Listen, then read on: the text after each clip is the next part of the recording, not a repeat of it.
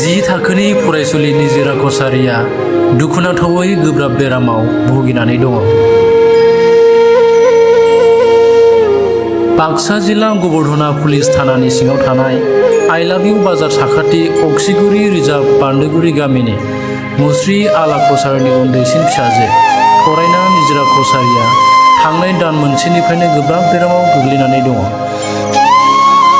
मख'जाथावदि थरायना निजोरा कसारिया north कारिजा Bijni higher secondary स्कुलाव थाखो 10आव फरायगासिनो दङ।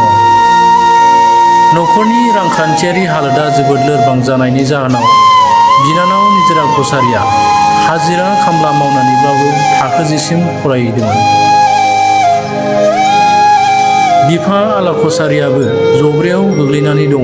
बेखायनो न'खरनि मोसौ बोरमा फाननानै दिनै निजोराखौ जेसेबां हागौ न'खरनि सुबुंफोरा डाक्टारनो दिन्थिदों।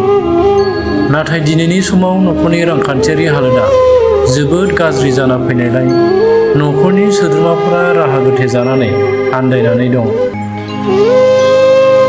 मोसानाय मुसुरनाय बायदिफ्राव आखा फाखा आरो गोसो गुदुं निजोरा कसारिखौ जेसेबां हागौ हेफाजाब होनो थाखाय न'खरनि सुबुङा खावलायहरदों।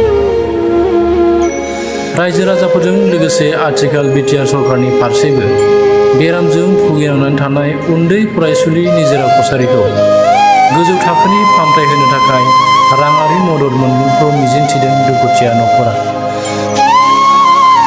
राङारि अनसुंथाइ हरनो गोसो थानाय सुबुंफ्रा निजोरा कसारिनि बिब' मैनाथि बसुमतारिनि 6002846609 बे फन पे नम्बराव नङाब्ला QR क'ड स्केनारनि गेजेरजों मदद हरनो हागोन।